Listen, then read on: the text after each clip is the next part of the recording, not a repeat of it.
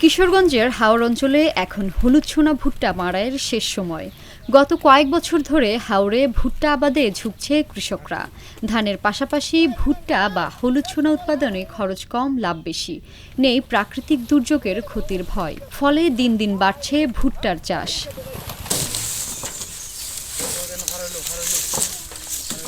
অষ্টগ্রামে ৯৮০ hectare, ইটনায় ৭২৫ hectare ও মিঠামইনে ২,৮৮৫ hectare জমিতে এবার ভুট্টা চাষ হয়েছে।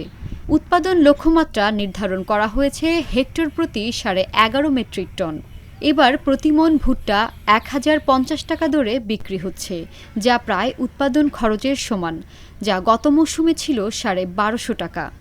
আমাদের যে ভুট্টাগুলা বর্তমান সময় একবারে দাম কম, আবার যে সময়টা জায়গা তখন ভুট্টার দাম বাড়ে, গৃহস্থী করে তো আমাদের লাভ নাই।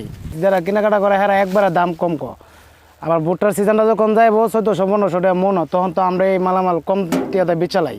ভালোভাবে দাম পাচ্ছে না গৃহস্থ, আমরা বেতনও কম পাচ্ছি, আমরা পুষে না এই বেতনে, গৃহস্থের পুষে না, আমরা কীভাবে পোষায় দিব। চলতি মৌসুমে আবহাওয়া অনুকূলে থাকায় ভালো ফলন হয়েছে, তবে উৎপাদন খরচ ও উপকরণের দাম বৃদ্ধিতে খরচ হয়েছে বেশি। কিন্তু বাজারে ভুট্টার কাঙ্ক্ষিত দাম না পাওয়ায় হতাশ কৃষকরা।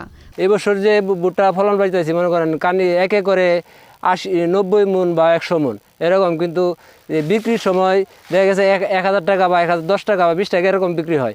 তারপরে পরবর্তীতে দেখা গেছে স্টকে যারা ব্যবসা করে হেরা ১২০০-১৩০০ টাকা পাইতেছে, কিন্তু আমরা যে পরিমাণে ১,০১০ টাকা ২০ টাকা পাইতেছি, কিন্তু আমরা কৃষকের এটা লস হইতেছে।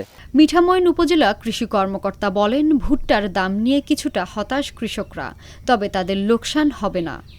অন্যান্য বছর এই প্রথম দিকে এই সময়টাতে তারা প্রায় ১২০০ বা ১২৫০ টাকা মন ভুট্টা বিক্রি করে থাকেন।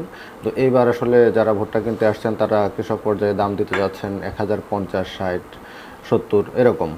তো এটা নিয়ে কৃষক পর্যায়ে কিছুটা অসন্তোষ আছে, বাট ফলন বেশি হয়, তারা আসলে দাম একটু কম থাকলেও তাদের লাভ ভালোই হবে, এজন্য আসলে তারা খুব বেশি চিন্তিত না।